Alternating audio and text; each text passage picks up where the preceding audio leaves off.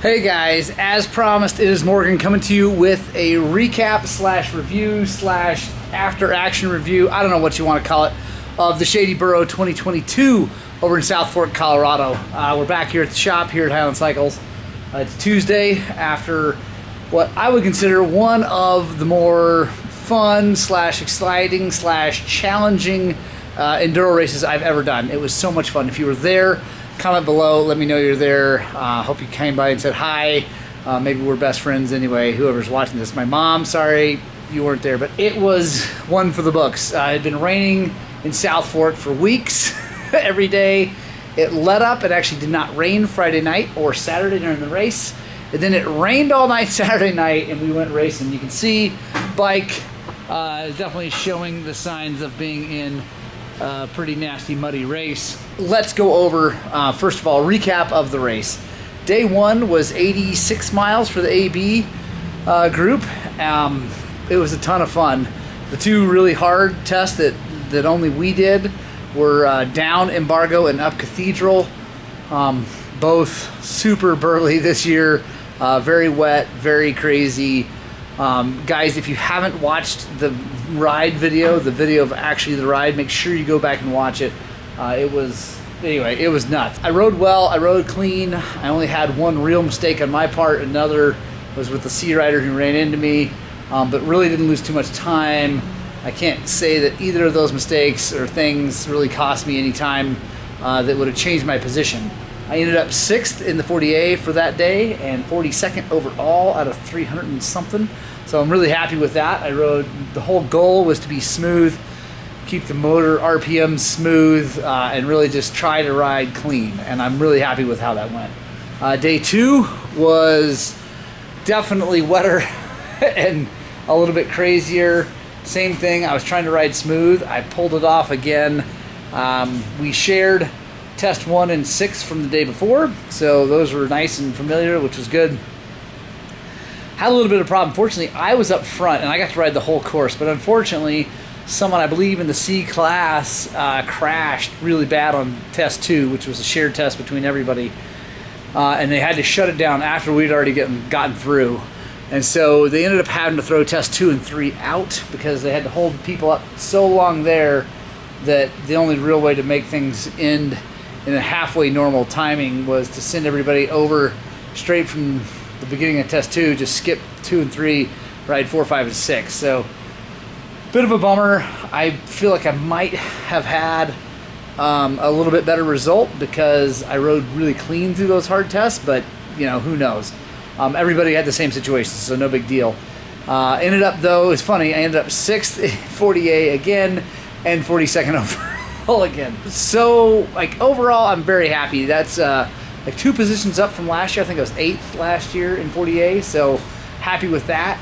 Also happy with the fact that I wasn't completely blown out because on Monday, my boy and I hiked 6 or 7 or 8, I don't know, a lot of miles to go fly fishing, and I feel great. So I'm tired, but feeling pretty good. Let's go over the bike. First of all, guys, make sure you stick around because we're going to talk about these tires. These are the Bridgestone X31s. I've never run them before, ever. I lined up for the race. They still had the fuzzies on them. So we're going to talk about those. But first, let's go over anything I broke or things that need to be fixed after the race. Like I said, fortunately, only 2 real crashes. One was low speed, the other one was a little bit higher speed. But let's just walk around the bike and see what needs attention. First thing I noticed is my super mount for my Moto Minded.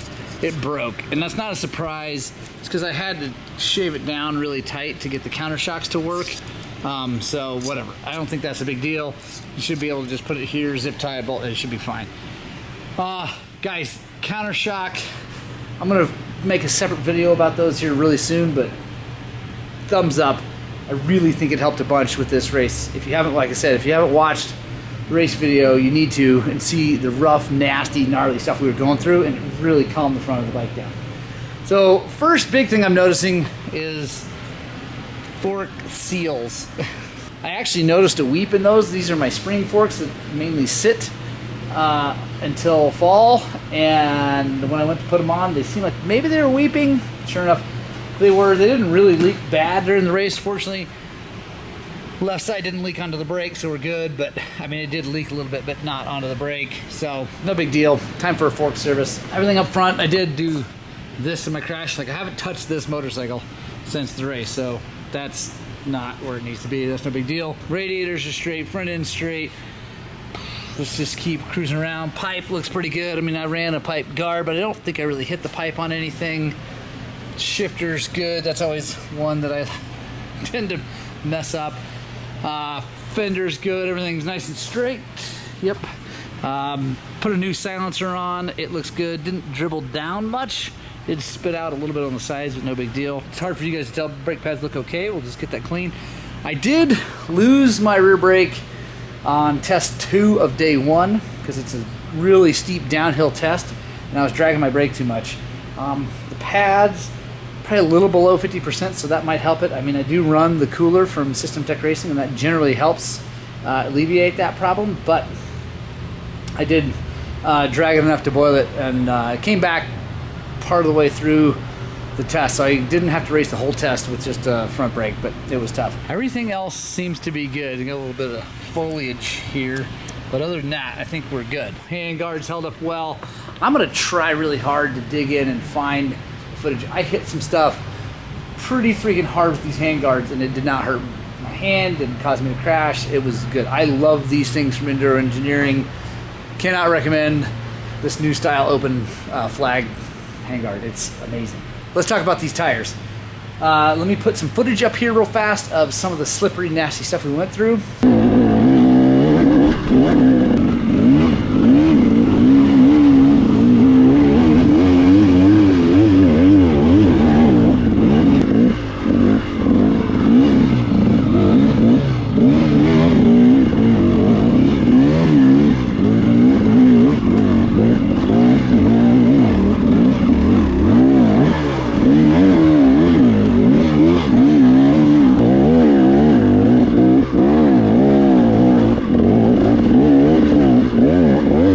Okay guys, you saw it.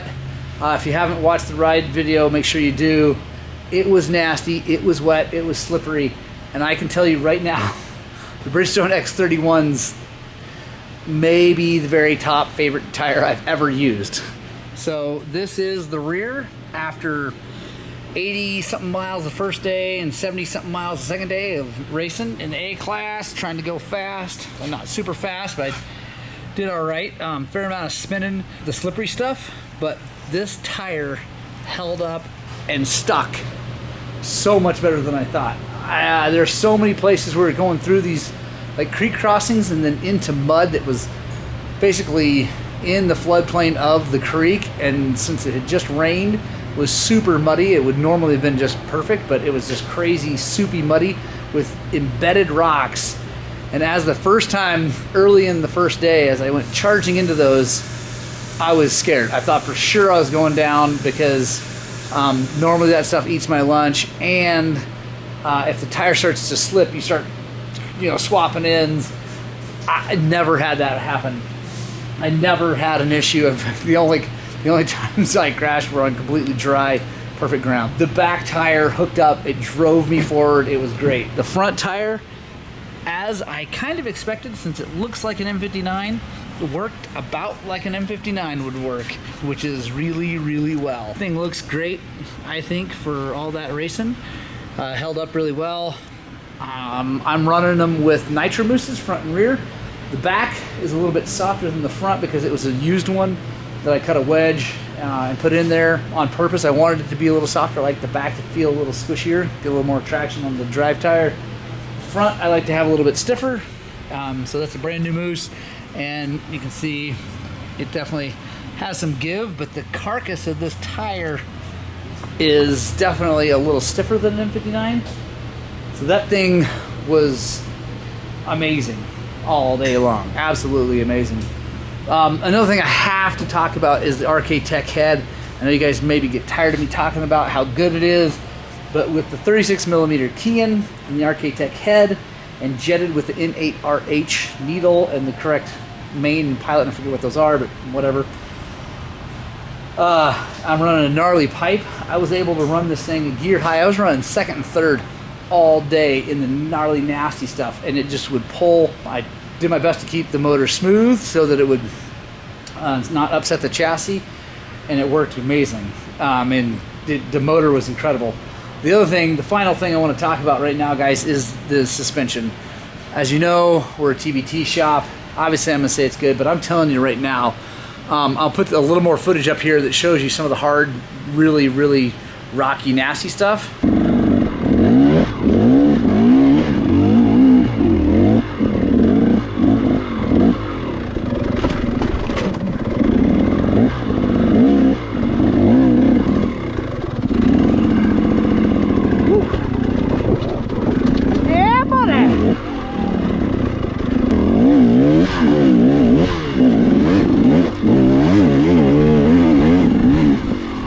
Okay guys, I'm an old fat man and this thing was so good in that rough stuff. I cannot tell you how good it is.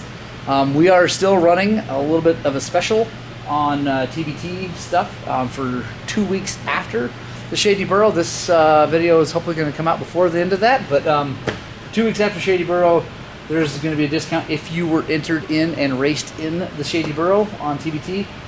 Beyond that, I'm telling you guys, get your suspension to us.